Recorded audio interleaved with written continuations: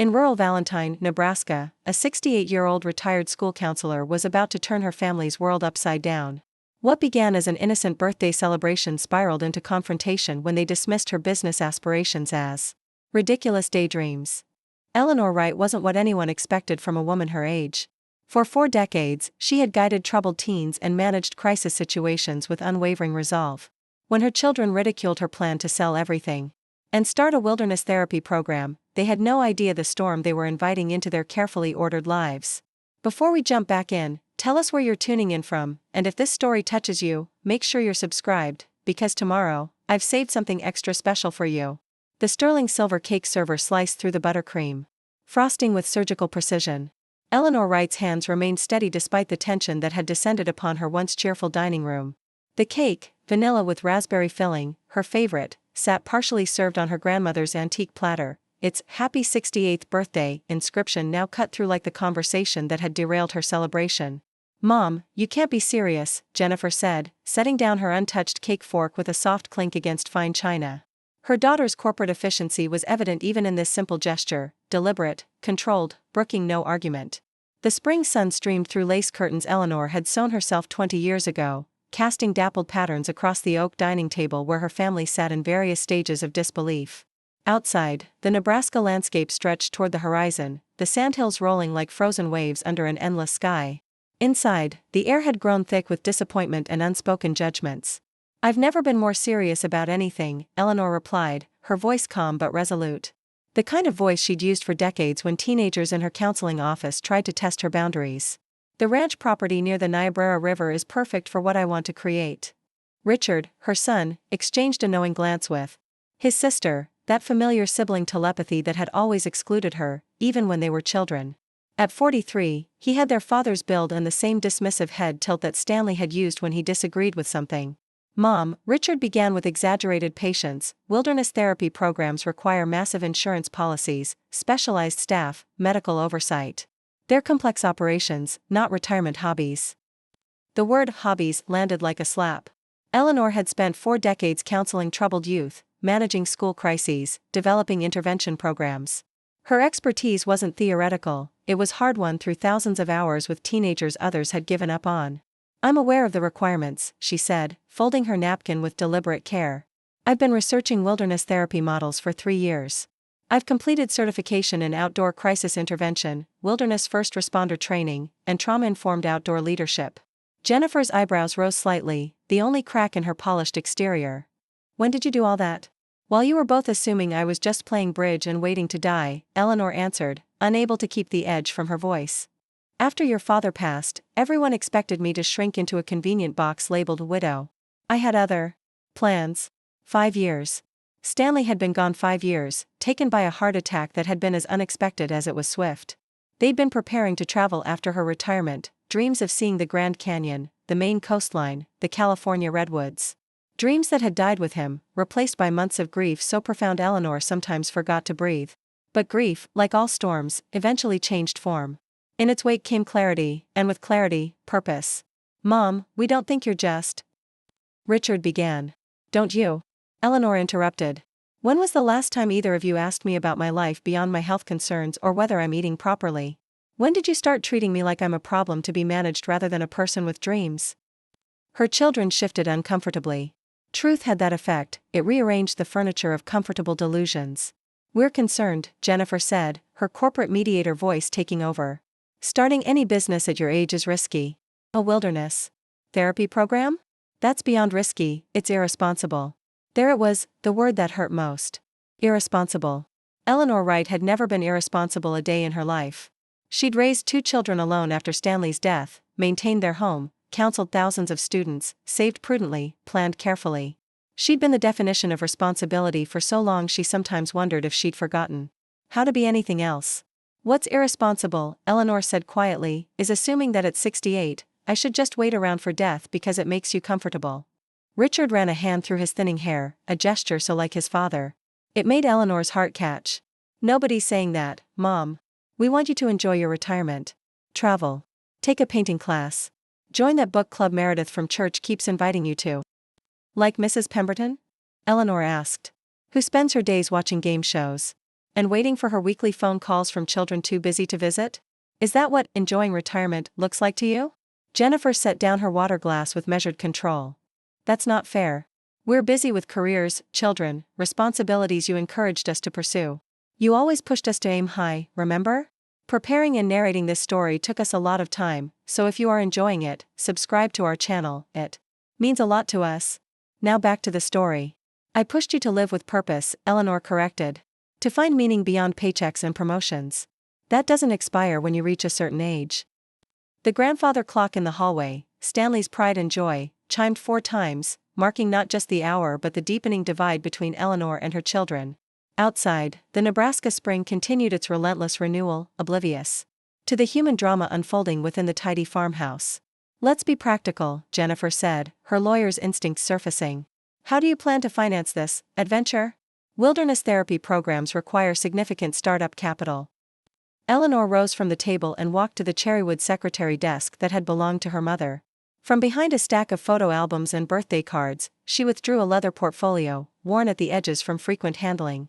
She returned to the table and laid it flat between the half-eaten cake and cooling coffee cups. I've been planning this since before your father died, she said, opening the portfolio. He knew about it. Encouraged me, actually. Dad knew? Richard's surprise was genuine. He never mentioned. Because I asked him not to, Eleanor said. I wanted to have everything in order before I shared it with you both. She removed several documents, laying them on the table with the precision of someone presenting evidence. Certificate in Wilderness Crisis Intervention from Colorado. Mountain College. Trauma-informed outdoor leadership from the Wilderness Therapy Association. Wilderness First Responder Certification. Jennifer picked up one of the certificates, examining it as she might a questionable legal document. These are legitimate. Of course they're legitimate, Eleanor said, the edge returning to her voice. What did you think I was doing? During those wellness retreats I attended? Playing shuffleboard? You never said. Richard began. Because you never asked, Eleanor replied simply. You assumed I was taking senior yoga classes or attending grief support groups. You stopped being curious about my life once it no longer directly impacted yours. The bluntness of her assessment landed heavily. Neither of her children spoke as she continued extracting documents from the portfolio. Business plan, she said, placing a bound document on the table. Market analysis. Insurance quotes. Property surveys. And this? She pulled out a bank statement. The sale of the investment properties your father and I bought in Lincoln 20 years ago, plus my pension savings. $475,000 in capital, debt-free. Richard's coffee cup froze halfway to his lips. $475,000? That's your retirement safety net, Mom. You can't risk that on some midlife crisis. I'm well past midlife, Eleanor said dryly. And this isn't a crisis. It's a calling. A calling? Jennifer's laugh held no humor. Mom, you counsel teenagers. You don't take them camping in the wilderness to work through their issues. Actually, that's exactly what wilderness therapy does, Eleanor countered. It removes troubled youth from environments that reinforce negative behaviors and places them in natural settings where they must develop accountability, communication, and self-reliance. The research on its effectiveness for trauma, addiction, and behavioral issues is substantial. She pulled another document from her portfolio, a thick academic study with highlighted sections and margin notes in her neat handwriting. I've been studying the outcomes for 3 years. The success rates for participants are remarkable, particularly compared to traditional residential treatment. But why you? Richard asked, genuine confusion crossing his face. Why not donate to an existing program? Why risk everything you've saved? Eleanor looked at her son, really looked at him, and saw not just the successful regional manager for a pharmaceutical company, but the sensitive boy who'd once rescued injured birds and brought them home in shoeboxes. Because there's nothing like this in Nebraska, she said softly. Because every week when I was still working, I saw kids who needed more than an hour in my office could provide. Because I've spent my entire adult life helping other people's children while following other people's rules about what would work. Now I want to create something that combines everything I've learned about trauma, resilience, and healing. Jennifer shook her head, her practical nature asserting itself. The liability alone would be astronomical. One lawsuit from a parent whose child gets a splinter could wipe you out. Which is why 22% of my startup capital is allocated to insurance and legal protections, Eleanor replied. It's all in the business plan, which I'm guessing neither of you has any interest in actually reading. The silence that followed confirmed her assumption. Her children had already decided her idea was impractical, inappropriate, and ill-conceived, not because they'd evaluated its merits, but because they couldn't reconcile it with their image of who their mother should be at 68. "Mom," Jennifer began again, her voice gentler now, trying a different approach. "We love you. We want you to be safe and secure. Starting any business is risky, but this particular venture, the physical demands alone." "I hike 5 miles every morning," Eleanor interrupted. "My blood pressure is better than Richard's. My cholesterol is perfect. Dr. Matthew says I'm in better shape than most of his 50-year-old patients." "Physical health can change quickly at your age," Jennifer persisted. "What happens if you get hurt? If your health declines? Who will run this operation then?" "My business partner," Eleanor said simply. "Business partner?" Richard and Jennifer spoke in unison, their surprise complete. Eleanor allowed herself a small smile. "Did you think I was planning to do this entirely alone? I may be determined, but I'm not foolish." She removed another document from her portfolio, a photograph this time. It showed Eleanor standing beside a tall, broad-shouldered man with salt and pepper hair and deep smile lines around his eyes. They stood in front of a rustic cabin, a pristine river visible in the background. "This is Jack Holloway," she said. "Former Army Ranger, wilderness survival expert, and for the past 15 years, director of youth programs at Outward Bound in Colorado. He's relocating to Nebraska to help launch Horizon Healing." "Horizon Healing?" Richard echoed. "Our program," Eleanor said. "Jack brings the wilderness expertise, I bring the therapeutic framework. Together, we're creating something neither of us could build alone." "And is this Jack?" Jennifer began, her implication clear. "A respected colleague and business partner," Eleanor said firmly. "Not that it would be any of your concern. If he were more." Richard pushed back from the table, his chair legs scraping against the hardwood floor. "This is crazy, Mom. You're talking about selling your house, the house where we grew up, where all our memories with Dad are, to start some wilderness camp with a man we've never even met." "Not a camp," Eleanor corrected. "A therapeutic program. And yes, that's exactly what I'm talking about." "What if it fails?"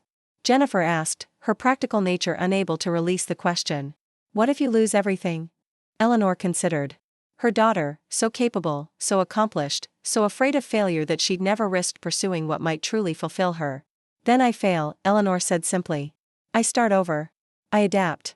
I've survived losing your father, which was far worse than any financial setback could ever be. What I can't survive is spending whatever time I have left living someone else's idea of an appropriate old age." "We're just trying to protect you," Richard said, his frustration evident. "From what?" Eleanor asked. "From purpose? From meaning? From the possibility that at 68, I might still have something valuable to contribute to the world?" The question hung in the air between them. Outside, the afternoon light had begun to soften, casting longer shadows across the dining room floor. The birthday cake sat forgotten, its cheerful message now a mockery of the celebration that had disintegrated. "Or is it something else you're worried about?" Eleanor continued, the insight from decades of counseling troubled families surfacing. "Are you concerned that if I sell this house and invest in this program, there will be nothing left for you to inherit when I'm gone?" "Mom," Jennifer's shock seemed genuine. "That's not, isn't it?" Eleanor interrupted. "Because I can't think of any other reason why two successful adults would be so opposed to their mother using her own money she and your father earned through decades of work, to pursue something meaningful in her remaining years." Richard stood abruptly. "This conversation is pointless. You've clearly made up your mind without considering how this affects anyone else in the family." "Like you considered how it affected me when you moved to Chicago for your promotion?" Eleanor asked quietly. "Or when Jennifer took the partnership in Denver that meant I see my grandchildren twice a year? We all make choices, Richard. The difference is, I supported yours." Jennifer gathered her purse, her movements sharp with anger. "That's different. Those were career advancements, not reckless gambles with our financial security." "My financial security," Eleanor corrected. "Not yours. You both have successful careers, homes, savings. You'll be fine regardless of whether my venture succeeds or fails. And if it fails and you need care? If your health declines and you've spent every penny on this fantasy?" Richard's voice rose. "Who do you think will be responsible then?" And there it was, the real fear beneath their objections. Not concern for her happiness or fulfillment, but anxiety about potential obligations should her independence falter. "I've planned for that too," Eleanor said, removing one final document from her portfolio. "Long-term care insurance. Purchased 3 years ago. If I need assisted living or nursing care, it's covered. Neither of you will be burdened with my care. The word burdened hung in the air like an indictment. We don't think of you as a burden, Mom, Jennifer said, but her relief at seeing the insurance document was visible. Don't you? Eleanor asked. Because from where I'm sitting, it seems like your primary concern is that my choices might eventually inconvenience your lives. Richard grabbed his jacket from the back of his chair. This is pointless. You've clearly made up your mind. Yes, Eleanor agreed, I have. I'd hoped for your support, but I don't require your permission. Clearly, Jennifer said, her lawyer's composure cracking slightly. Well, don't expect us to pick up the pieces when this falls apart. Eleanor looked at her daughter, really. Looked at her, and saw not just the successful attorney, but the little girl who had once been afraid to climb the oak tree in their backyard. I've never asked either of you to pick up my pieces. I've always cleaned up my own messes. I don't intend to start outsourcing that responsibility now. They left without helping clear the dishes, without the usual kisses goodbye, without the perfunctory offers to help with anything she might need. Eleanor stood at her front window watching their cars disappear down the long driveway, feeling an odd mixture of sadness and liberation. The birthday cake sat unfinished on the dining table, the cheerful candles now removed, the frosting beginning to crust at the edges. Eleanor looked at it, a symbol of the celebration that had gone so terribly wrong, and made a decision. She picked up the cake, carried it to the back porch, and set it on the railing. Within minutes, birds appeared, cautious at first, then increasingly bold as they discovered the unexpected feast. Eleanor watched them, these creatures who lived fully in each moment, unburdened by others' expectations or fears about the future. The grandfather clock chimed 5 times as she began clearing the dishes, its steady rhythm a reminder of time passing, time she could no longer afford to waste seeking approval she might never receive. Stanley had understood her restlessness, her need to create something meaningful after retirement. Ellie, he'd said during one of their last conversations, promise me you won't let fear stop you from living, even when I'm gone. She'd kept that promise through the dark months after his death, through the gradual rebuilding of her life, through the careful research and planning that had led to today's confrontation. She would keep it still, even if it meant disappointing her children. Eleanor dried the last plate and placed it in the cabinet. Tomorrow she would call Jack, confirm their timeline, and move forward with the property purchase. The wilderness awaited, and with it, the chance to transform young lives. Using methods she'd spent years studying. Her hands trembled slightly as she folded the dish towel, not from age or uncertainty, but from the electric anticipation of finally stepping fully into her purpose. Outside, the Nebraska sunset painted the sandhills in hues of amber and gold. Birds continued their happy exploration of the abandoned birthday cake. Inside, Eleanor Wright squared her shoulders and made peace with the path ahead, a path her family might never understand but one she could no longer deny. The morning sun had barely crested the horizon when Eleanor parked her Subaru in front of Calico Coffee, Valentine's only independent coffeehouse. At 7:15 a.m., the downtown area was just beginning to stir, shopkeepers unlocking doors, early risers walking dogs along the quiet streets. Eleanor had chosen this time deliberately, early enough to avoid the mid-morning rush, late enough that Jack wouldn't feel inconvenienced by the meeting time. Inside, the cafe smelled of freshly ground beans and cinnamon rolls. Eleanor claimed a corner table where she could watch both the door and the large windows overlooking Main Street. She'd arrived 15 minutes early, a habit formed during decades of counseling appointments, and used the time to review her notes one final time. The property listing photos were already worn at the edges from frequent handling, 320 acres along the Niobrara River, featuring a main lodge, 6 cabins, and diverse terrain including river access, pine forest, and open prairie. The former hunting retreat had been on the market for 18 months, its remote location and specialized purpose limiting potential buyers. For Eleanor and Jack's purposes, however, it was ideal. Mrs. Wright? Eleanor looked up to find Jack Holloway standing beside her table, punctual as always. At 55, he carried himself with the quiet confidence of someone accustomed to wilderness challenges. His handshake was firm, his smile genuine beneath the salt and pepper beard that had grown fuller since their last meeting. Jack, good to see you, she said, gesturing to the chair across from her. And please, it's Eleanor. He settled his frame into the wooden chair, placing a leather-bound notebook on the table between them. Eleanor, then. How did your birthday celebration go? The question was innocent, but Eleanor felt the familiar tightness in her chest when she recalled the previous day's confrontation. About as well as expected. My children think I've lost my mind. Jack's laugh was quiet but sympathetic. You're too old for adventure conversation. Had that one with my son when I left Outward Bound to freelance. He thought I was Having a midlife crisis at 50. And were you? Eleanor asked, grateful for his understanding. Nope, Jack replied, accepting a mug of black coffee from the approaching waitress. I was having a midlife awakening. There's a difference. The distinction resonated with Eleanor. What her children had dismissed as inappropriate risk-taking felt to her like finally awakening to possibilities that had always existed beneath the surface of her carefully structured life. My daughter called it a reckless gamble, Eleanor said, adding a single packet of sugar to her tea, the one indulgence she allowed herself each morning. My son thinks I'm jeopardizing my financial security out of boredom. Jack's expression grew thoughtful as he studied her across the table. And what do you think it is? The question was simple but profound. Eleanor considered it carefully. Before answering, I think it's alignment, she said finally. For decades, I worked within systems I knew were insufficient. I counseled troubled teenagers in 50-minute sessions, knowing that their home environments or peer influences would undermine any progress we made. I filled out required paperwork documenting interventions I knew wouldn't address root causes. She paused, stirring her tea. This program, what we're building, aligns what I know works with what I can actually offer. Jack nodded, understanding, evident in his weathered features. That's why I left Outward Bound. Loved the organization, but too many constraints, too much bureaucracy. The kids who needed it most couldn't access it. He opened his notebook, revealing meticulous notes and sketches.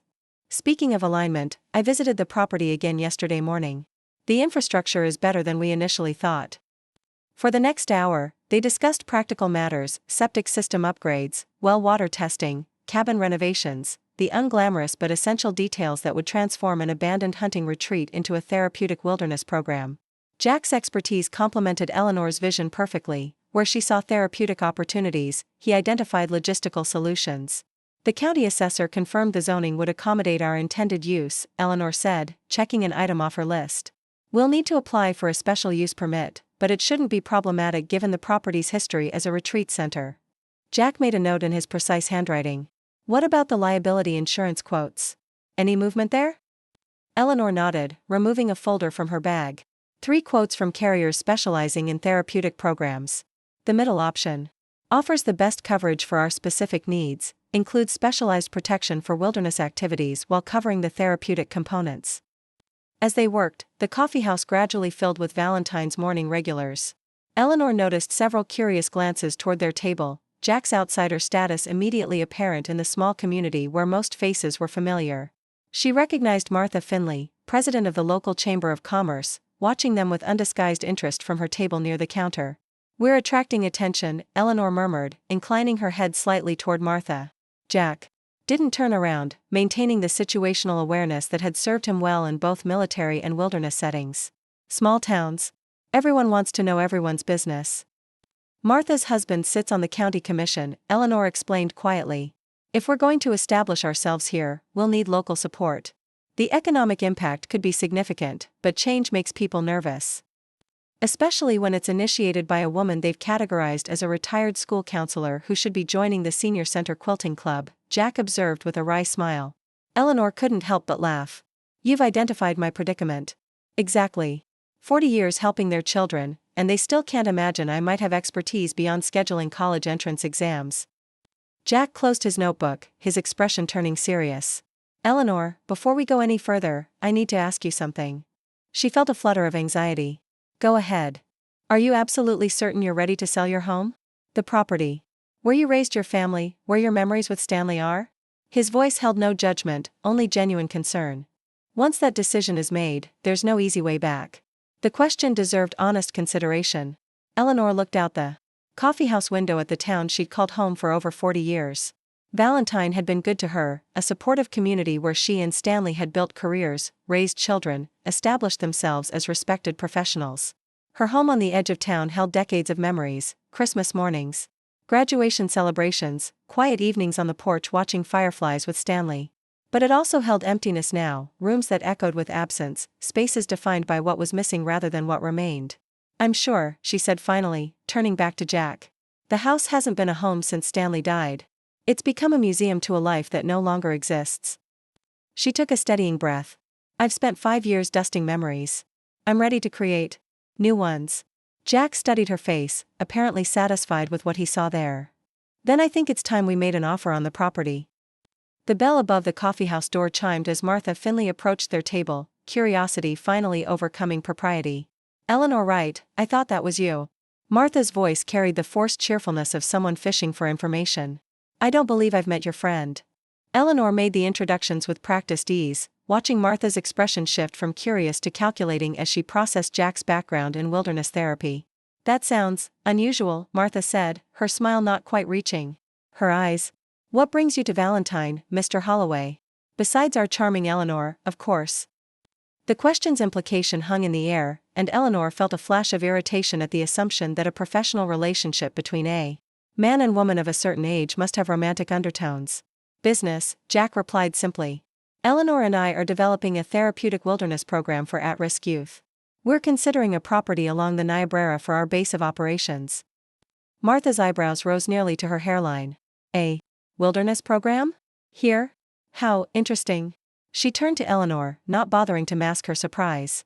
"I had no idea you were planning something so ambitious at this stage of life." The phrase, "at this stage of life," carried the weight of unspoken judgment, the same judgment Eleanor had faced from her children, now echoed by a community that had categorized her neatly as retired and therefore finished with meaningful contribution. "Life doesn't stop at retirement, Martha," Eleanor said pleasantly. "Neither does the ability to contribute something valuable." Martha's laugh held no humor. "Of course not. It's just unusual. Valentine isn't exactly known for innovative therapeutic approaches." "Perhaps it should be," Eleanor replied. "The Sandhills offer ideal conditions for wilderness therapy, isolation without desolation, challenges without overwhelming danger, natural beauty that inspires reflection." "And what about your house?"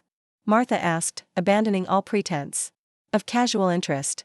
"I heard Jennifer mention you might be selling. Such a shame to leave your family home after all these years." News traveled fast in Valentine. Eleanor wasn't surprised that Martha already knew about her plans, probably through Jennifer's friend Susan, whose mother played bridge with Martha every Thursday. "Change can be difficult," Eleanor acknowledged, "but sometimes necessary. The property we're considering offers everything we need for the program." Martha nodded, her expression a study in calculated concern. "Well, I should let you get back to your business discussion. Eleanor, don't forget the Historical Society meeting next Tuesday. We're counting on your famous lemon bars." As Martha retreated to her own table, Jack raised an eyebrow. "Famous lemon bars?" Eleanor sighed. "One of many boxes people have tried to keep me in since retirement. I'm the reliable widow who bakes for community functions and volunteers for committees no one else wants to chair." "And now you're the woman appending expectations," Jack observed. "That makes people uncomfortable." "It certainly made my children uncomfortable," Eleanor agreed. "Richard actually said I should join a book club like normal retirees." Jack's laugh was genuine. "My son suggested golf. I've never played golf in my life and have zero interest in starting now."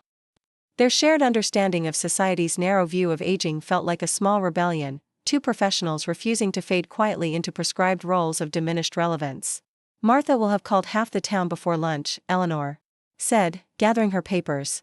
"By dinner, everyone will know the crazy Wright widow is selling her house to start some kind of wilderness camp with a mysterious outsider." "Good," Jack said, surprising her. "Let them talk. Free advertising." Eleanor smiled despite herself. "You have a point. Though I suspect the version that circulates won't exactly capture our evidence-based therapeutic approach." They finalized their meeting notes, agreeing that Jack would contact their real estate agent to prepare an offer while Eleanor scheduled meetings with the necessary county officials to discuss permit requirements. As they stood to leave, Jack paused, his expression growing serious again. "Your children will come around," he said quietly. "Mine did, eventually.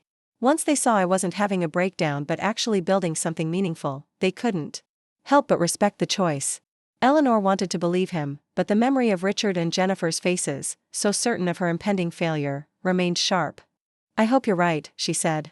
"But I can't make decisions based on their approval anymore." That, Jack said, might be the most important therapeutic breakthrough of all. Outside, Valentine was fully awake now, the main street buzzing with mid-morning activity.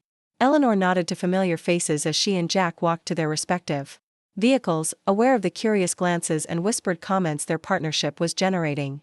"I'll call you once I've spoken with Ron about the offer," Jack said as they reached Eleanor's Subaru. "Perfect. I'll schedule the meeting with the zoning board," Eleanor replied. "And Jack? Thank you for believing in this. For believing in me." His smile crinkled the corners of his eyes. "You're the one who developed the therapeutic framework, secured the initial funding, and identified the perfect location. I'm just along for the expertise and good looks." Eleanor laughed, a genuine laugh that felt like breaking free of something. "The expertise, certainly. The jury's still out on the other claim." As she drove home, Eleanor felt lighter than she had in months. The confrontation with her children had been painful but clarifying. This morning's meeting with Jack had confirmed what she already knew: their vision was sound, their partnership solid, their mission valuable. The "for sale" sign in her front yard no longer represented loss, but possibility. The unopened birthday cards on her mantel from friends who didn't yet know her plans no longer felt like obligations to maintain the status quo, but opportunities to share her vision with people who might actually understand. Eleanor parked in her driveway and looked at the house that had sheltered her family for 4 decades. Its familiar lines and weathered charm would soon belong to someone else, perhaps a young family who would fill it with new laughter, new traditions, new love. The thought brought not sadness, but a sense of rightness, of completing one chapter to begin another. Inside, the answering machine blinked with messages, probably friends calling with birthday wishes, unaware of the transformation her celebration had initiated. Eleanor pressed play, removing her jacket as the first message began. "Mom, it's Jennifer." Her daughter's voice sounded strained. "I've been thinking about our conversation yesterday. I still think you're making a mistake, but it's your mistake to make. Call me when you get a chance." Not exactly a ringing endorsement, Eleanor thought, but perhaps a small step toward acceptance. The next message started. "Mrs. Wright, this is Ron Holman from Community First Bank.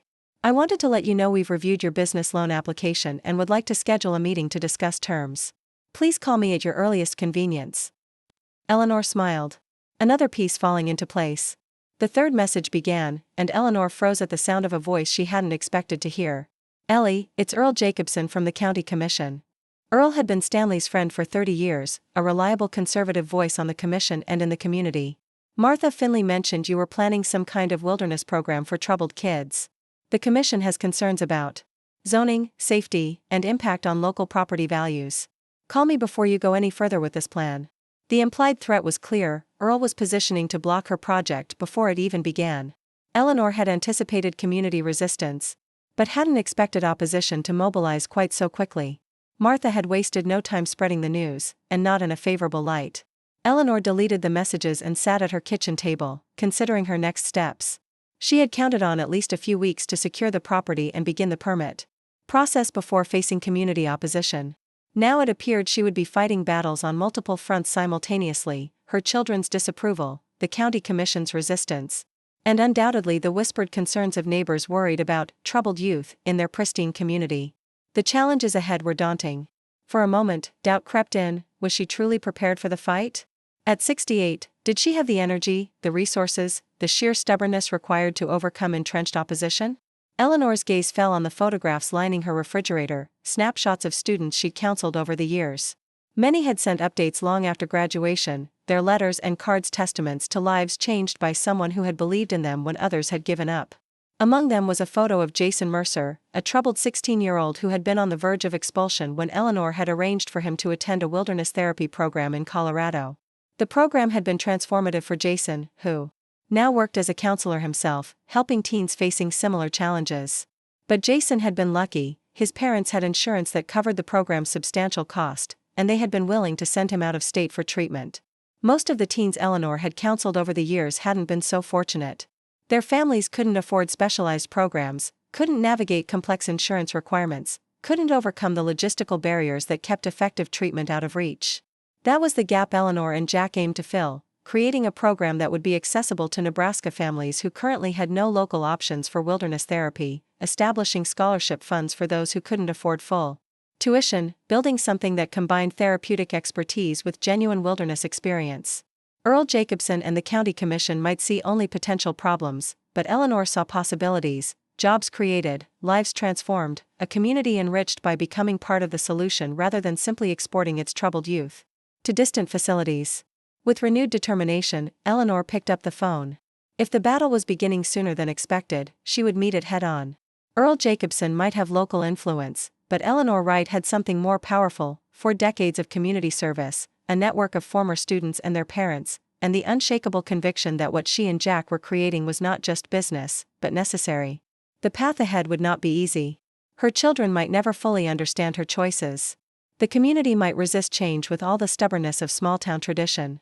But Eleanor had not survived the loss of her husband, the empty nest, of her children's departure, and the subtle diminishment of societal expectations to be deterred now. She dialed Earl's number, prepared for the first of many conversations that would determine whether horizon healing would become reality or remain merely a dream deferred by fear and misunderstanding. Earl? It's Eleanor sat in her parked Subaru, hands gripping the steering wheel as she stared at the horizon healing property. The morning fog draped over the Niobrara River Valley like a gauzy curtain, softening the edges of the log cabins and main lodge that would soon become home to her vision. The county commissioners' meeting had lasted until nearly midnight, and though exhaustion pressed against her temples like physical weight, a quiet exhilaration hummed beneath her skin. "We did it," she whispered to herself, still hardly believing the 4-3 vote that had finally approved their permit applications after 3 contentious months of bureaucratic warfare. The crunch of tires on gravel announced Jack's arrival. His truck pulled alongside her Subaru, and he emerged carrying 2 steaming travel mugs, his breath visible in the early October chill. "Thought you might need this," he said, handing her a mug as she stepped out of her car. "You look like you've been here a while." Eleanor accepted the coffee gratefully. "Since sunrise. I needed to see it in the morning light, to make sure yesterday wasn't just an elaborate dream." Jack nodded, understanding without explanation. "It's real, Eleanor. The permits are signed. The property is ours. Horizon Healing officially exists beyond paperwork and planning sessions." They stood side by side, sipping coffee as the rising sun burned through the fog, gradually revealing the full expanse of their 320 acres. The main lodge, a sturdy timber structure with a stone fireplace and wraparound porch, would house their offices, communal dining area, and indoor therapy spaces. 6 cabins dotted the property, positioned to provide both community and reflection. The Niobrara River curved along the eastern boundary, offering not just beautiful scenery but therapeutic opportunities involving water and wilderness. "Earl Jacobson looked like he'd swallowed a lemon when the vote went our way," Jack observed, amusement coloring his voice. Eleanor smiled despite her exhaustion. 3 months ago, I would have bet my pension that Earl would never allow this project in his county. Shows what determination and the right allies can accomplish." Those allies had emerged from unexpected places. Pastor Mike from First Lutheran, whose nephew had benefited from wilderness therapy in Montana. Dr. Harriet Collins, who'd seen too many local teens sent to distant residential facilities when earlier interventions might have helped. Even Martha Finley had eventually come around, once she'd calculated the economic benefits of bringing specialized jobs to Valentine. "The renovations team arrives Monday," Jack said, consulting his ever-present notebook. "Cabin modifications first, then the lodge upgrades. If the weather holds, we should be ready for our first group by early spring." Eleanor nodded, mentally reviewing their timeline. "I've scheduled interviews for our core staff next week. 3 therapists, 2 wilderness guides, and the administrative coordinator." "Any word from your children?" Jack asked, his tone careful. Eleanor's expression tightened almost imperceptibly. "Richard's still not speaking to me. Jennifer calls weekly to check if I've come to my senses yet. Neither has visited since I sold the house." The sale of Eleanor's family home had finalized 6 weeks earlier, a modern farmhouse replacing 40 years of memories. She'd moved into a small cabin on the Horizon property, simplifying her life to what truly mattered. Most of her possessions had been sold or donated, keeping only what held genuine meaning: Stanley's grandfather clock, family photographs, her collection of books on therapeutic approaches, the handmade quilt that had covered their bed for decades. "They'll come around," Jack said with quiet confidence. "Once they see this place operational, helping kids who need it, they'll understand what you've built." "Maybe," Eleanor replied, not entirely convinced. "Or maybe they'll never forgive me for defying their expectations of what a 68-year-old widow should be doing with her time and money." They began walking toward the main lodge, the gravel path crunching beneath their boots. The morning air carried the scent of pine and river water, a combination Eleanor had come to associate with possibility. "You know what Stanley used to say about expectations?" she continued, unlocking the heavy wooden door. "He said they were just resentments waiting to happen. I never fully appreciated the wisdom in that until now." Inside, the lodge's great room echoed with emptiness, awaiting the furniture that would transform it into a healing space. Sunlight streamed through tall windows, illuminating dust motes dancing in the quiet air. Eleanor could already envision it filled with purpose, troubled teens finding connection, understanding, and new pathways forward in the space. "The delivery truck should be here by noon," Jack said, checking his watch. "Your office furniture?" The therapy room equipment, and the communal dining tables.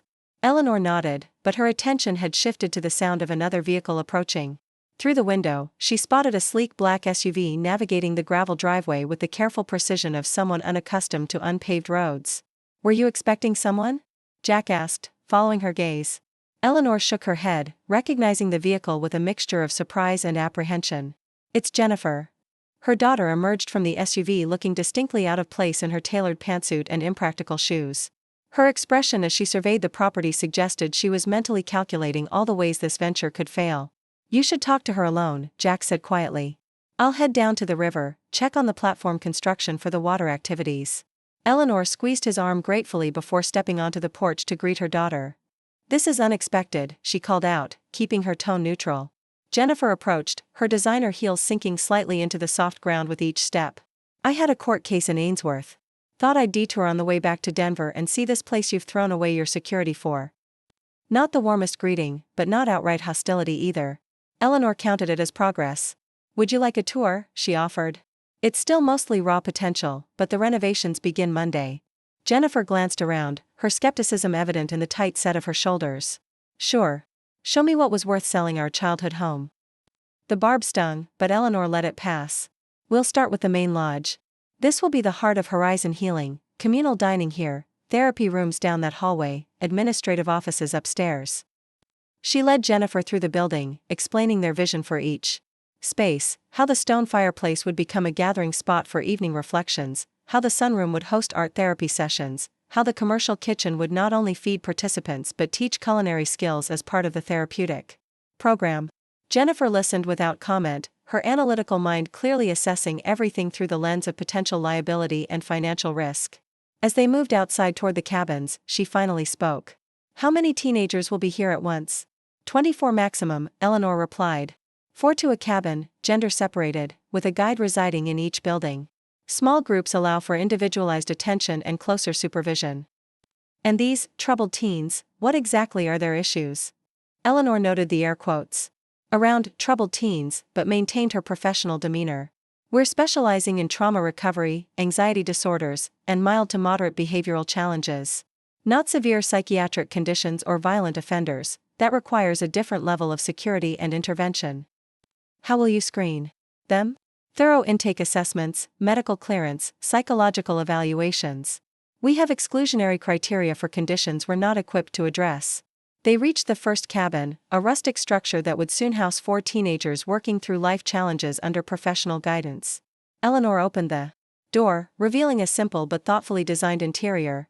"Each participant has their own sleeping area but shares common space," she explained. "The design promotes both personal reflection and community building, essential components of the therapeutic process." Jennifer ran a hand along the pine wall, her expression unreadable. "And when one of these troubled teens decides to run away in the middle of the night? Or hurts themselves? Or attacks another participant? What then?" The questions were pointed but legitimate.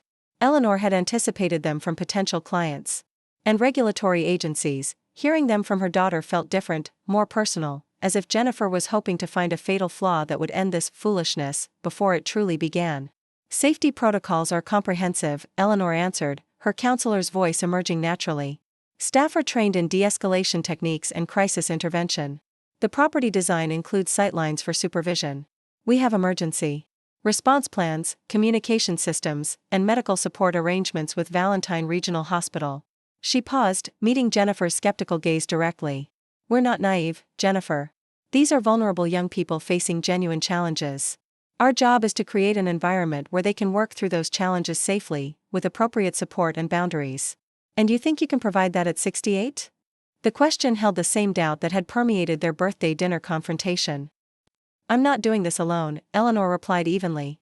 "Our staff includes experienced wilderness guides, licensed therapists, and medical professionals. My role is program development and clinical oversight, areas where my 4 decades of experience are particularly relevant." They continued walking, passing the framed platform where a fire pit would eventually host group sessions beneath the stars. The Niobrara River glinted in the distance, a silver ribbon winding through autumn-painted trees. "It's beautiful," Jennifer admitted reluctantly. "I'll give you that much." Eleanor accepted the small concession with a nod. The natural setting is therapeutic in itself. Research shows that immersion in wilderness environments reduces stress hormones, improves cognitive function, and creates neurological conditions conducive to emotional processing. You sound like a brochure, Jennifer observed, but the comment lacked its earlier bite. I've been writing our materials, Eleanor acknowledged with a small smile. The language becomes habitual. They reached the river's edge, where Jack was supervising the construction of a wooden platform that would eventually host water-based activities. He waved but maintained his distance, respecting the private nature of their conversation. "That's your business partner?" Jennifer asked, studying Jack with the assessing gaze of someone accustomed to evaluating witnesses. Jack Holloway. Former Army Ranger, 20 years with Outward Bound, specialized in therapeutic wilderness programming for at-risk youth. "And you trust him? With your money, your reputation, your safety?" The question carried layers of concern that surprised Eleanor. Perhaps beneath Jennifer's opposition lay genuine worry, not just judgment. "I do," Eleanor said simply. "We have complementary skills and shared values. The legal partnership is structured to protect both our interests, but more importantly, I trust his character." Jennifer was quiet for a moment, watching Jack interact with the construction crew, his easy competence, his careful attention to safety details, his evident passion for the work. "Why this, Mom?" she finally asked, turning back to Eleanor. "Of all the things you could have done after retirement, travel, volunteer, enjoy your grandchildren, why risk everything on a business venture most people wouldn't attempt at 30, let alone 70? The question seemed genuine for the first time, free of the dismissive tone that had characterized their previous discussions. Eleanor considered how to answer in a way her achievement-oriented daughter might understand. "Because this combines everything I've learned in my career with everything I believe about healing," she said slowly. "I've spent decades watching troubled teenagers cycle through inadequate interventions, 50-minute therapy sessions once a week, medications without complementary supports, residential programs that separate them from nature and community." She gestured toward the property around them, the river, the trees, the big Nebraska sky stretching endlessly above. "This approach works, Jennifer. I've seen it transform lives. But it's been inaccessible to most Nebraska families, too distant, too expensive, too disconnected from their communities. We're creating something that can help local kids stay connected to their roots while finding new paths forward." Jennifer frowned, still not entirely convinced. "But the financial risk is calculated," Eleanor interrupted gently. "We have operating capital for 18 months without a single client. Our business plan projects break-even at 14 months. The property value alone provides security if we need to pivot or, yes, even if we fail. And you're prepared for that possibility? That after all this work, all this investment, it might not succeed?" Eleanor looked out over the river, considering the question seriously.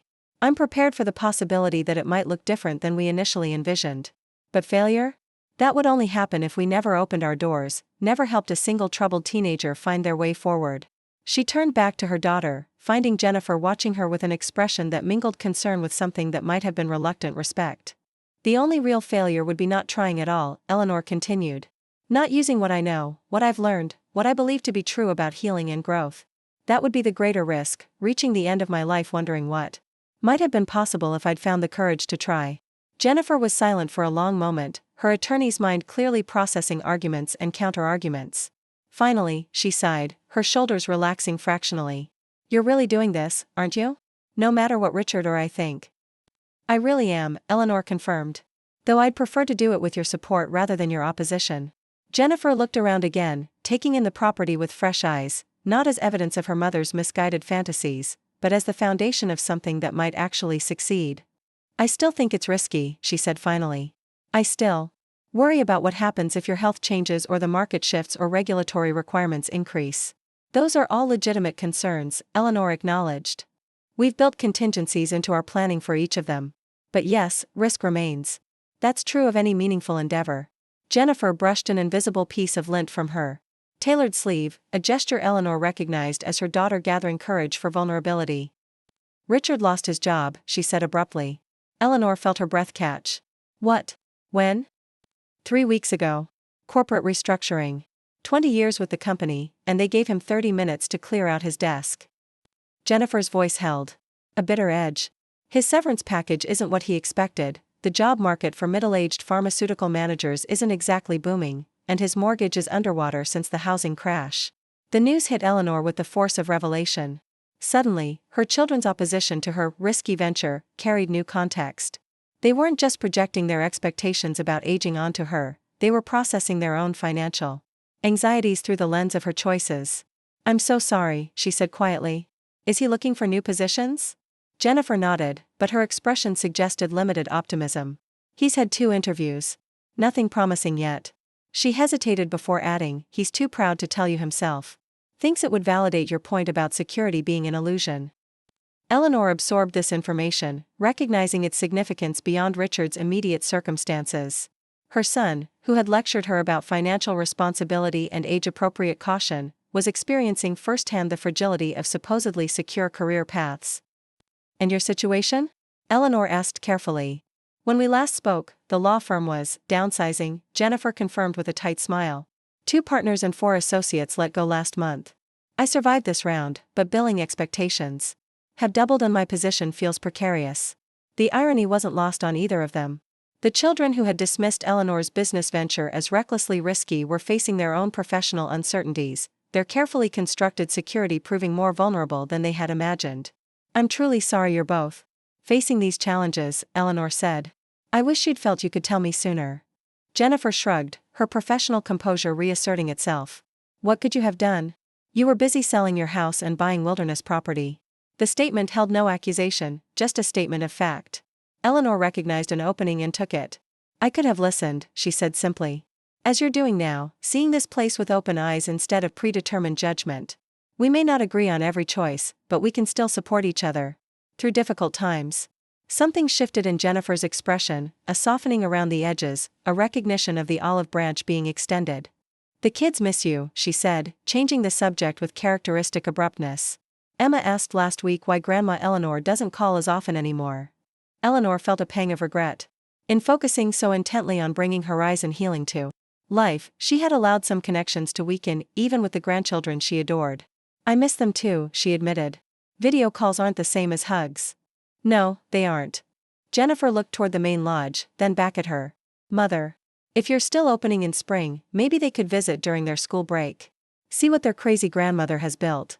The offer, tentative though it was, represented significant movement from Jennifer's previous position that the property was too dangerous and inappropriate for her children to visit. "I'd like that very much," Eleanor said, careful not to overreact and frighten her daughter back into opposition. "By then, everything will be fully operational. They could see the program in action." Jennifer nodded, checking her watch. "I should get on the road if I want to reach Denver before dark." She hesitated, then added, "I'll talk to Richard. Not promising anything, but I'll try to help him see this more objectively." "That's all I can ask," Eleanor said. "And, Jennifer? Thank you for coming today. For looking with open eyes." As they walked back toward the parking area, Jack approached, extending his hand to Jennifer. "Nice to finally meet you," he said. "Your mother speaks highly of your legal expertise." Jennifer accepted the handshake, her professional assessment of Jack evident in her studied gaze. "My expertise tends toward corporate law, but I'm familiar with liability concerns for specialized businesses. If you ever want a second opinion on your waivers or participant agreements, I'd be willing to review them." The offer, small but significant, represented the first constructive engagement Jennifer had shown toward horizon healing. Eleanor felt something tight in her chest loosen slightly. "We'd appreciate that," Jack said, as if Jennifer's offer were entirely expected rather than a breakthrough. Professional legal review is always valuable, especially from someone who understands the stakes. As Jennifer prepared to leave, she paused beside her SUV, looking back at the property with an expression Eleanor couldn't quite interpret. "Mom, do you ever worry that you've taken on too much? That at your age, this level of stress and responsibility might be too much?" "Sometimes. Just as I sometimes worried that raising 2 children while working full-time and caring for my aging parents might be too much. Just as I worried that surviving Stanley's death might be too much." She smiled gently. "Life continuously presents challenges that seem insurmountable until we mount them." Jennifer nodded slowly, absorbing this perspective. "I'll call you next week. Maybe we can set up a video call with Emma and Jackson. They could see the property, hear about what you're building." After Jennifer departed, Eleanor and Jack walked back toward the main lodge, where the delivery truck had arrived during their conversation. That seemed promising. A beginning. Not acceptance, exactly, but willingness to look beyond her initial judgment. She smiled slightly. "In therapeutic terms, we'd call that progress." As they directed the delivery crew unloading office furniture and therapeutic equipment, Eleanor felt renewed certainty in their vision. Jennifer's visit had crystallized something important: the true value of what they were building extended beyond business success or professional validation. They were creating a place where transformation could happen, where people could discover new possibilities within themselves. That process had already begun, not just in the teenagers who would eventually participate in their program, but in Eleanor herself. In Jack, finding renewed purpose after leaving Outward Bound. In the local construction crews discovering new skills. Perhaps even in Jennifer, confronting her assumptions about age and possibility. The main lodge gradually filled with furniture and equipment, each piece another step toward making their vision tangible. By late afternoon, Eleanor's office had taken shape, her desk positioned to overlook the river, bookshelves ready to house her professional library, comfortable chairs arranged for counseling sessions. Standing in the doorway, surveying this physical manifestation of her decades of experience and months of planning, Eleanor felt a profound sense of rightness. This, not a rocking chair on a porch, not a quiet retirement filled with bridge games and book clubs, was what she had been working toward her entire career, though she hadn't recognized it until Stanley's death had forced her to reconsider everything. "What are you thinking?" Eleanor accepted the mug gratefully. "I'm thinking about something Stanley used to say whenever we faced a particularly difficult challenge. The size of your problem is never greater than the size of your purpose." Jack nodded, understanding without further explanation. Purpose makes difficulty meaningful rather than merely hard. Exactly. Jennifer's visit reminded me why we're doing this. Not just to prove we can, but because it matters. Because it's needed. Outside, the afternoon sun cast long shadows across the property that would soon become Horizon Healing, not just a business venture or a retirement project, but a manifestation of Eleanor Wright's refusal to be defined by others' expectations of what was appropriate for a 68-year-old widow from Valentine, Nebraska. The journey had just begun, with challenges still to face and obstacles to overcome. But standing in her newly assembled office, looking out over the river that had carved its patient path through the Nebraska landscape, Eleanor felt the quiet certainty that came from alignment between internal purpose and external action. She wasn't just waiting to die, as her children had once implied. She was fully, vibrantly alive, creating, building, transforming not just an abandoned hunting lodge, but perceptions about aging, purpose, and the courage required to pursue meaningful work at any stage of life. "I don't think we should accept him into the program," Dr. Melissa Keene stated firmly, sliding Tyler Morrison's application file across the conference table. "His psychological evaluation indicates potential for violent outbursts. We're not equipped for that level of risk during our first cohort." Eleanor studied the application in question, noting the 16-year-old's history of fighting at school, escalating conflicts with authority figures, and recent arrest for vandalism. The February morning sun streamed through the lodge windows, illuminating dust particles dancing in the air as Horizon Healing's clinical team debated their inaugural participant selections. "I disagree. Tyler's evaluation also shows above-average intelligence, strong creative abilities, and no evidence of actual violent behavior toward others, only property damage during emotional dysregulation." Jack leaned forward, his weathered hands clasped on the table. His recommending counselor specifically mentioned his connection to nature as a stabilizing influence. "That's precisely what our program offers." Dr. Keene shook her head, her skepticism evident. "It's our first session, Eleanor. We need success stories, not potential disasters. There are 16 other applicants with less complicated profiles." The debate crystallized the tension that had been building as Horizon Healing prepared for its April launch. After 6 months of renovation, staff recruitment, and program development, they were weeks away from welcoming their first participants. The pressure to demonstrate success weighed heavily on every decision. "If we only accept teenagers with straightforward challenges, we're not fulfilling our mission. This young man has been expelled from 2 schools, his single mother is working 3 jobs to support them, and conventional therapy hasn't helped. He's exactly who we built this program for." The clinical team exchanged glances, their hesitation palpable. At 43, Dr. Keene brought valuable experience from her work at residential treatment centers, but her caution sometimes bordered on risk aversion. The 2 other therapists, James Rodriguez and Sarah Campbell, were younger and more flexible in their approach, though equally concerned about the program's inaugural success. "What if we assign Tyler to my group? I have experience with similar presentations, and I can implement additional safety protocols if needed." Eleanor nodded gratefully. "With appropriate boundaries and engagement strategies, I believe Tyler could be one of our most significant success stories." After further discussion, the team reached consensus: Tyler Morrison would join Horizon Healing's first cohort, with enhanced supervision and specialized intervention plans in place. As the meeting concluded and staff dispersed to their respective preparations, Jack lingered behind, his expression thoughtful. That was the right call. Though Melissa's concerns aren't unfounded. Eleanor sighed, gathering her notes. I know. If we fail with our first participants, particularly with cases like Tyler's, the program's reputation may never recover. But if we only accept teenagers who would succeed regardless of intervention, what's the point of all this? They walked together toward Eleanor's office, where the wall calendar marked March 15th with red ink, exactly 1 month until opening day. The main lodge hummed with purposeful activity as staff finalized curriculum details, stocked supply cabins, and completed safety certifications. Richard called this morning. Jack raised an eyebrow. Progress? Incremental.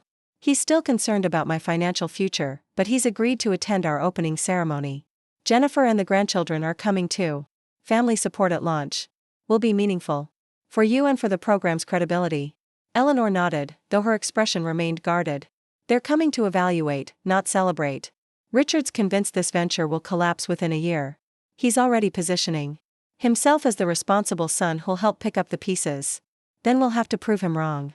The ringing phone interrupted their conversation, the third call that morning from Valentine Regional Hospital's legal department, still negotiating terms of their emergency medical support agreement. Eleanor sighed, reaching for the receiver. Launch preparations had become increasingly complex as regulatory requirements, insurance demands, and community concerns multiplied. I'll handle the afternoon staff training. You wrestle with the hospital bureaucrats.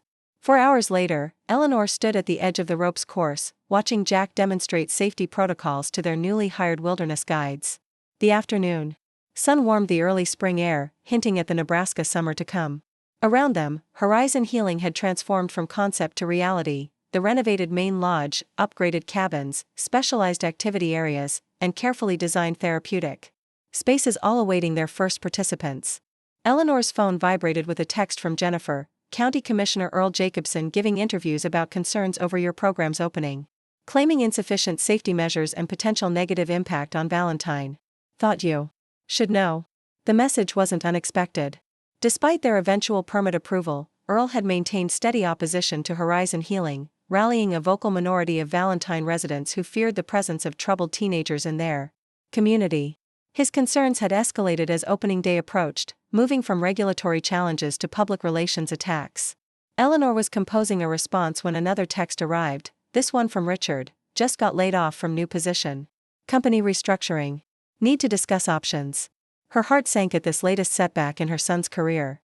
Richard had finally secured a position 3 months ago after nearly half a year of unemployment, taking a significant pay cut and title demotion in the process. This second layoff in less than a year would be devastating to both his finances and his self-confidence. Before Eleanor could call him, her phone rang with the Horizon office number. Eleanor, it's Diane. Channel 4 News from Omaha is here with cameras. They're requesting an interview about the community controversy surrounding our opening. Earl Jacobson apparently told them we're bringing dangerous juvenile delinquents to Valentine without proper safeguards. Eleanor closed her eyes briefly, gathering her composure. The challenges were mounting simultaneously: family crises, community opposition, media scrutiny, all as they approached the most critical moment in Horizon Healing's development. Tell them I'll be there in 20 minutes. And Diane? Call our attorney. I want her present during the interview. As she drove back to the main lodge, Eleanor reflected on the multiple fronts requiring her immediate attention. Richard's unemployment crisis demanded maternal support, but Horizon's public relations emergency threatened the program's viability before they'd welcomed a single participant. Meanwhile, the clinical team needed leadership in finalizing acceptance decisions, and Jack couldn't handle all the operational details alone. At 68, most of her peers were enjoying retirement, gardening, visiting grandchildren, perhaps volunteering a few hours weekly at church or community organizations. Instead, Eleanor found herself navigating complex business challenges that would test the resources of someone half her age. For one brief moment, doubt crept in. Had her children been right? Had she taken on more than was reasonable at her stage of life? Was this vision, however worthy, simply too demanding for someone who should be easing into her golden years? The moment passed as quickly as it had come. Eleanor Wright hadn't built Horizon Healing because it was easy or age-appropriate. She'd built it because decades of professional experience had shown her what troubled teenagers needed, and she had the knowledge, resources, and determination to provide it. The challenges facing her now weren't evidence of a mistake, they were the inevitable obstacles that accompanied meaningful endeavors. At the main lodge, the Channel 4 news van sat prominently in the parking area, its satellite dish extended. Like a declaration of intent. Eleanor spotted Jack intercepting the news crew, his body language polite but protective as he prevented them from filming inside without permission. Eleanor straightened her jacket, applied a quick touch of lipstick using her car mirror, and stepped into the fray with the confident posture she'd developed through decades of school board meetings and parent confrontations. Ms. Wright. Channel 4 News. We're doing a story on the controversy surrounding your program. County Commissioner Jacobson says you're bringing dangerous juveniles into Valentine without proper security measures. How do you respond? Eleanor smiled calmly, noting the camera already recording. I'd be happy to address those concerns and show you exactly how Horizon Healing approaches safety and community integration. But first, I'd like to clarify something important. We're not a detention facility for dangerous juveniles. We're a therapeutic wilderness program for teenagers facing emotional and behavioral challenges, most stemming from trauma, anxiety, or family disruption. The reporter, young, ambitious, clearly hoping for confrontational sound bites, pressed forward. Commissioner Jacobson specifically mentioned violent offenders and drug addicts being brought into Valentine's peaceful community. Then Commissioner Jacobson is either misinformed or deliberately misrepresenting our program.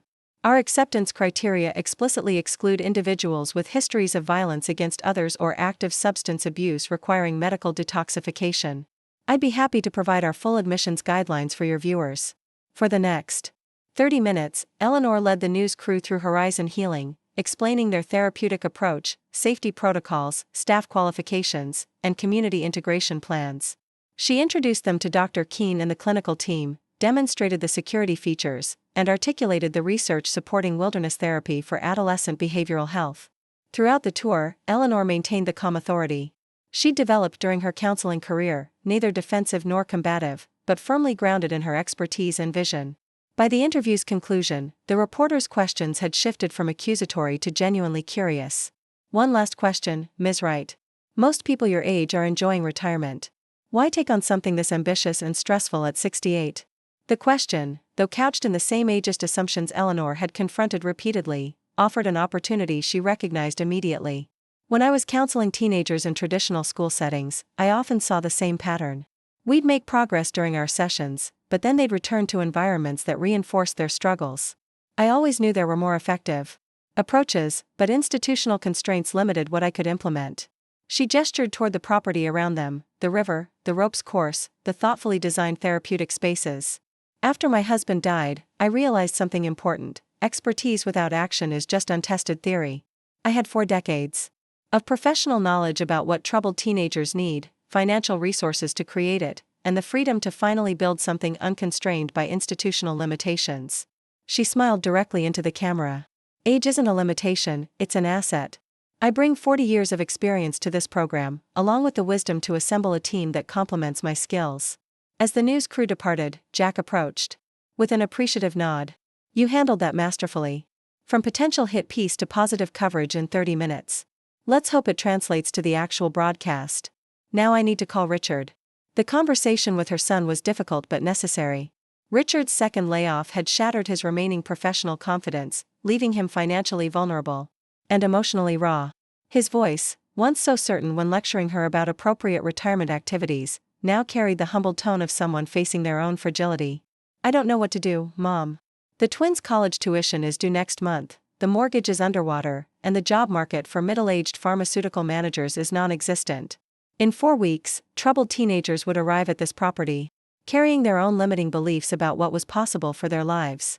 Eleanor would meet them with the hard-won wisdom of someone who had rejected similar limitations, who had refused to accept that her most significant contributions were behind her, who had demonstrated through action rather than words that it's never too late to create something meaningful. That, she reflected as sleep finally claimed her, was the most powerful therapy she could offer, not just professional expertise, but living proof that the stories we believe about ourselves can be rewritten at any age. The morning sun cast long shadows across the Horizon Healing campus as Eleanor stood on the main lodge porch, watching families arrive for the 1-year anniversary celebration. A gentle October breeze carried the scent of pine and wood smoke, stirring the colorful banners that proclaimed 365 days of transformation in bold letters. She smoothed her hand over her jacket, not the navy blazer she'd once worn to intimidate school board members, but a comfortable cardigan in soft turquoise. That Jennifer had given her for her 69th birthday. Nervous? Jack appeared beside her, carrying 2 steaming mugs of coffee. Eleanor accepted one gratefully. Not nervous. Reflective. She nodded toward the growing collection of vehicles in the parking area. 1 year ago, most of these people thought we were either dangerous, delusional, or both. Jack chuckled, the sound warm with shared memory. And now they're fighting for invitations to our anniversary celebration. Amazing what 78 successful graduates can do for public opinion. Those 78 teenagers, each arriving with unique struggles, each departing with new tools and perspectives, represented Horizon Healing's most powerful achievement. Their transformations had gradually converted skeptics into supporters, critics into advocates. Tyler's mother just arrived.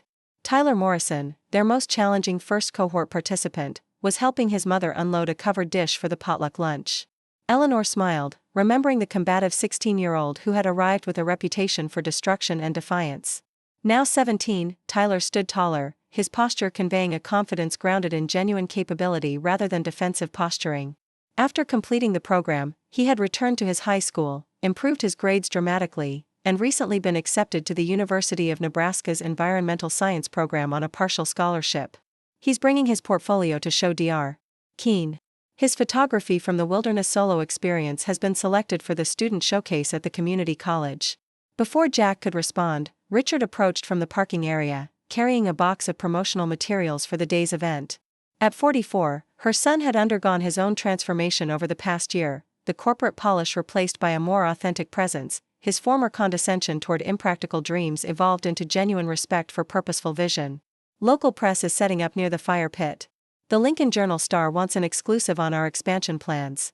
I've scheduled them for 2 p.m., after the graduate testimonials but before the award presentation. Eleanor nodded her approval, still sometimes surprised by her son's complete integration into Horizon's mission.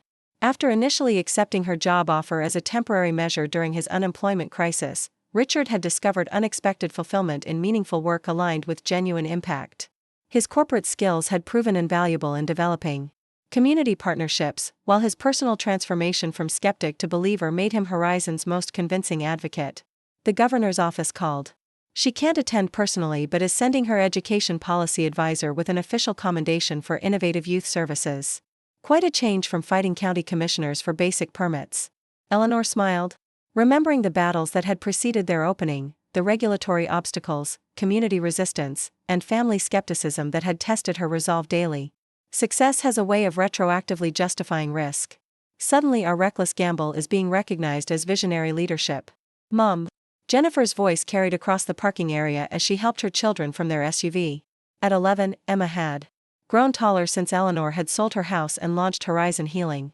9-year-old Jackson sported a Wilderness Explorer t-shirt from his summer participation in Horizon's newly launched family program. Unlike Richard, Jennifer hadn't joined Horizon's staff, maintaining her corporate law practice in Denver. But her initial opposition had gradually transformed into proud support. Her legal expertise frequently volunteered to strengthen Horizon's policies and procedures. Most significantly, she had begun bringing her children for extended summer visits, allowing them to experience the wilderness programming that had been designed for troubled teens but offered benefits to all young people seeking connection and confidence. Grandma Eleanor. Did you see the article? My picture is in it. Eleanor knelt to receive his enthusiastic hug, her knees protesting but her heart full. I did. Front page of the Valentine newsletter, showing off that impressive fish you caught.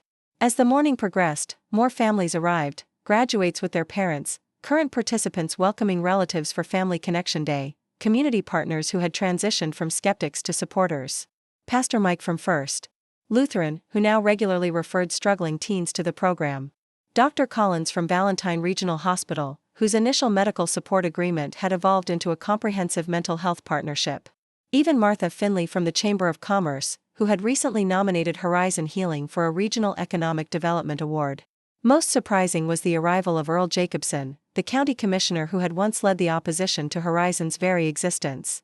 At 72, Earl moved more slowly now, leaning on a cane as he made his way toward Eleanor with the determined gait of someone who had important words to deliver. Ms. Wright. Congratulations on your first year of operation.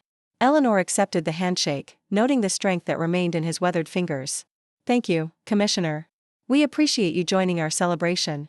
Earl glanced around at the thriving campus, the upgraded facilities, the expanded programming areas, the clear evidence of successful establishment. I may have been overly concerned about your impact on our community. Understandable concerns. Any new venture raises questions, especially one involving vulnerable young people. Earl nodded, seemingly grateful for the graceful opening. The economic impact has been significant. 27 new jobs, increased business for local suppliers, even property values improving near your campus. He cleared his throat. But more importantly, my grandson completed your program last month. The revelation surprised Eleanor. Tyler Jacobson? I didn't make the connection. My daughter used her married name for the application. Didn't want special treatment, or special problems, because of his relationship to me. His expression softened with uncharacteristic vulnerability. That boy was headed for serious trouble. Now he's talking about community college, apprenticing with the State Park Service. He's hopeful again. Before Eleanor could respond, Dr. Melissa Keene appeared, clipboard in hand, her former skepticism about risky cases long replaced by confident clinical leadership. We're ready to begin the opening ceremony whenever you are. All the graduates who confirmed attendance have arrived. The main gathering area, a circular space centered around a stone fire pit, had been transformed for the celebration. Wooden benches arranged in concentric circles provided seating for nearly 200 people. A simple podium stood near the fire pit, adorned with Horizon's logo, a rising sun over mountain silhouettes, symbolizing new beginnings and elevated perspectives.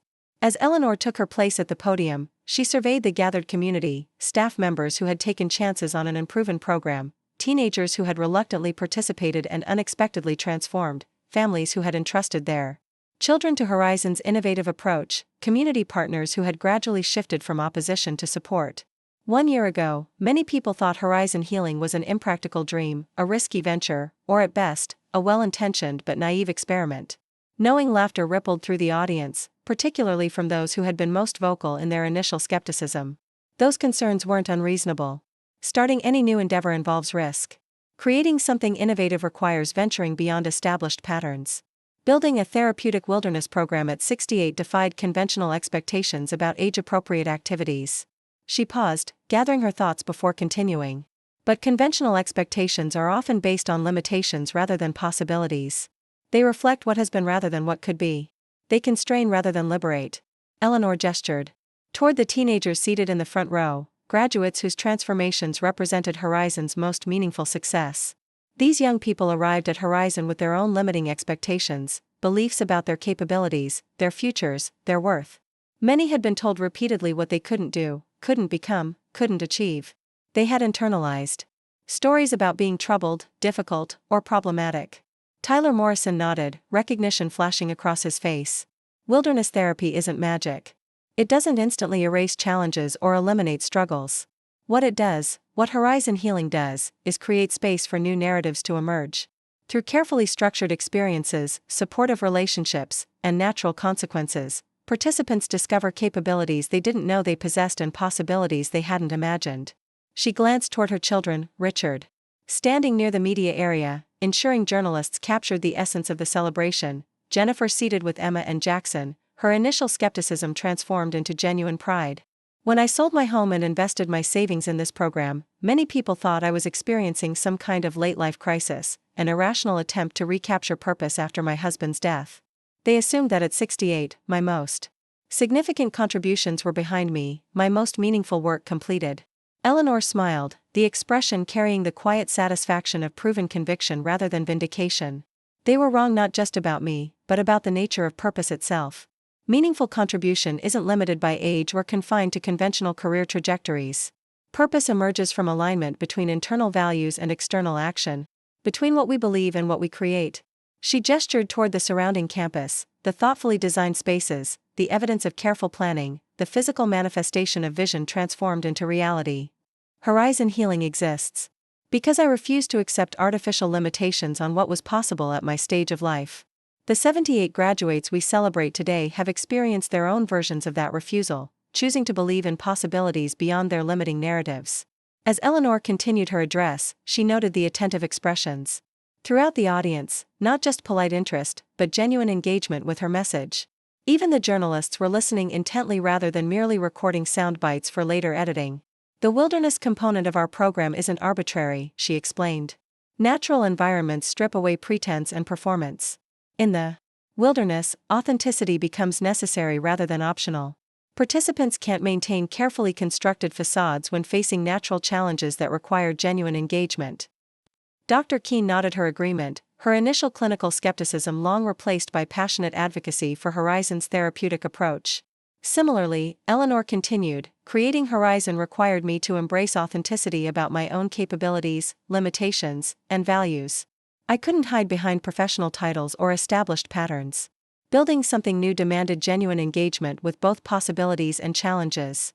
She paused, allowing her gaze to move deliberately across the gathered community. That's the connection between my journey and our participants' experiences, the recognition that transformation requires both courage and vulnerability. Courage to envision something different, vulnerability to acknowledge the difficulty of change.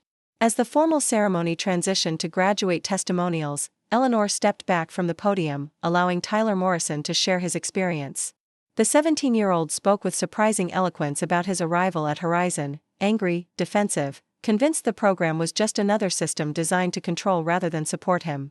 I came here because it was either this or juvenile detention, he admitted candidly. I expected more of the same, adults telling me what was wrong with me, what I needed to fix, how I needed to conform. Tyler gestured toward the wilderness. Beyond the campus buildings. Instead, I found challenges that weren't about control but about natural consequences. If I didn't secure my tent properly, I got wet when it rained. If I didn't cooperate during group initiatives, we all struggled to accomplish the objective. Nature doesn't judge or punish, it simply responds to actions with consistent consequences. He turned toward Eleanor, his expression reflecting genuine appreciation. Mrs. Wright saw something in me that I couldn't see in myself. She approved my application when others thought I was too risky, too troubled, too difficult.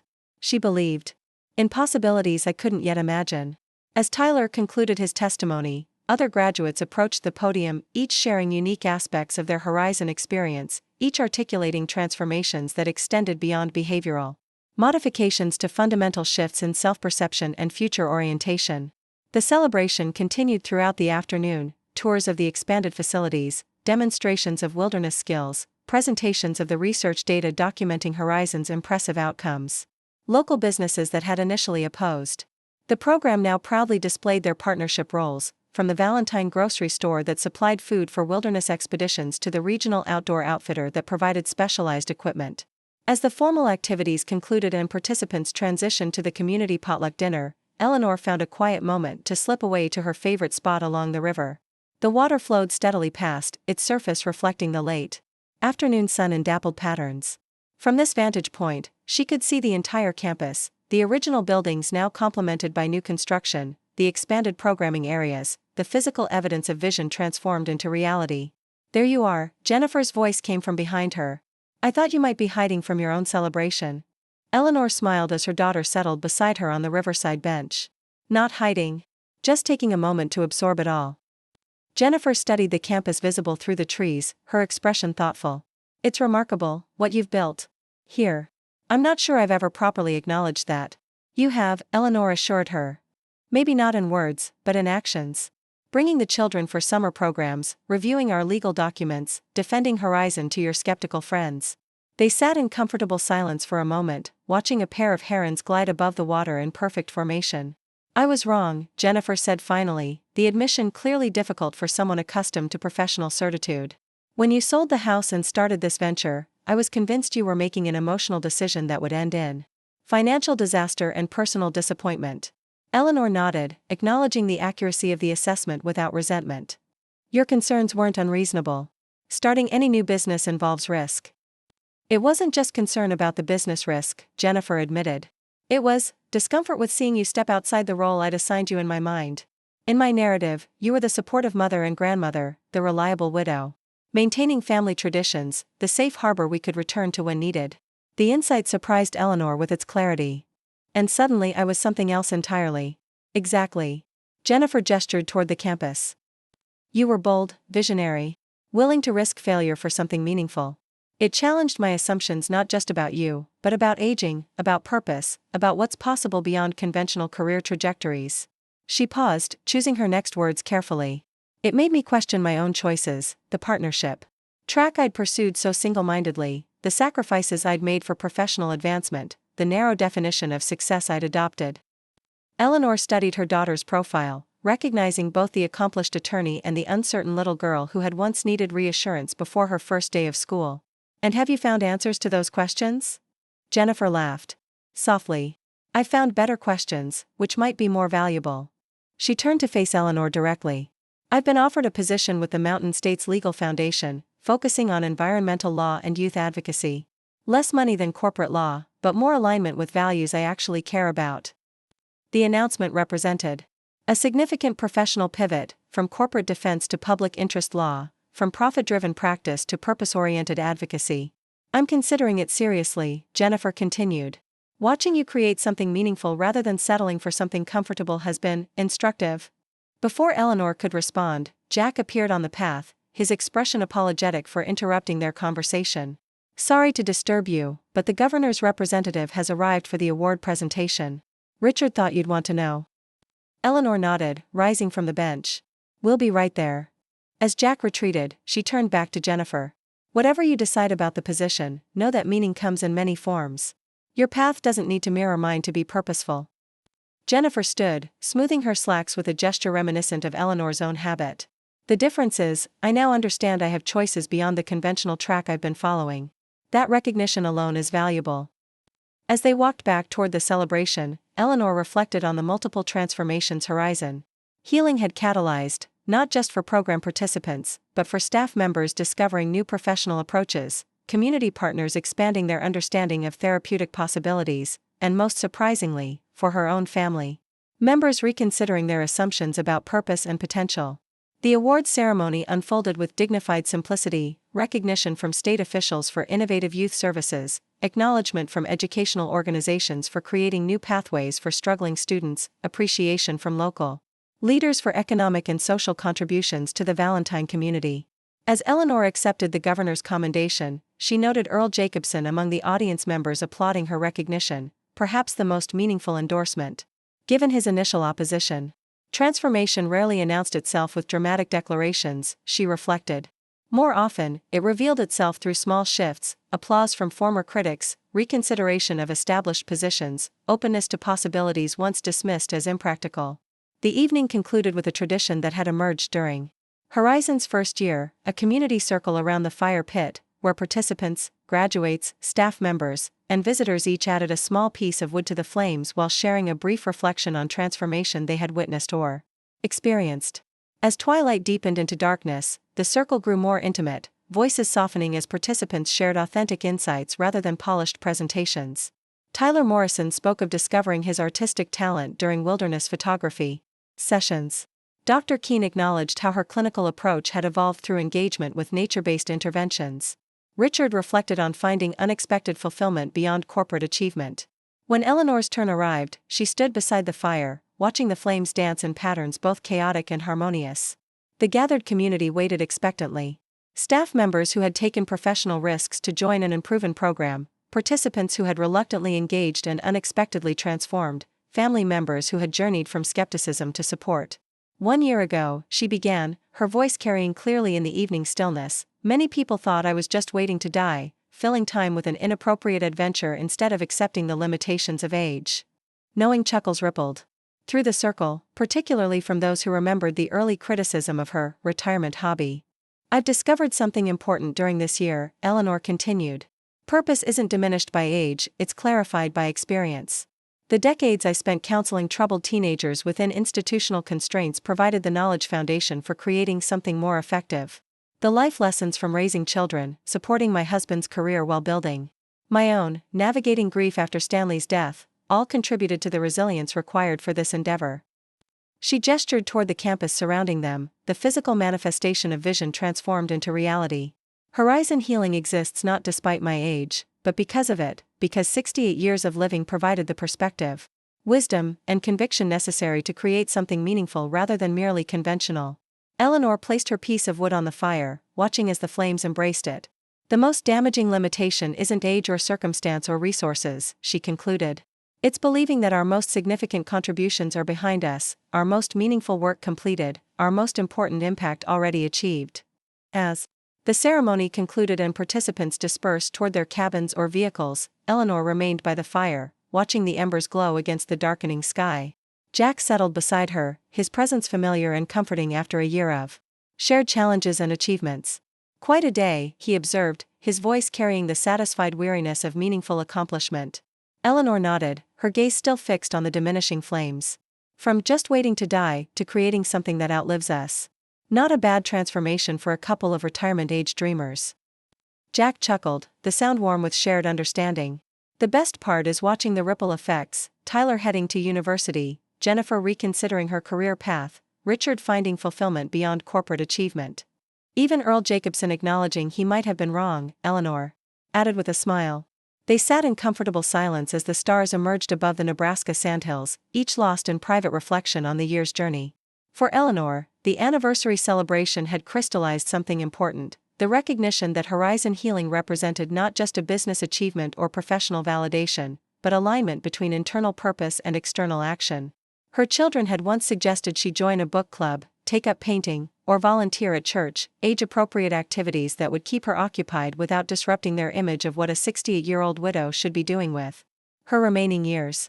Instead, she had sold her home, invested her savings, and created something that transformed lives, including her own. "What's next?"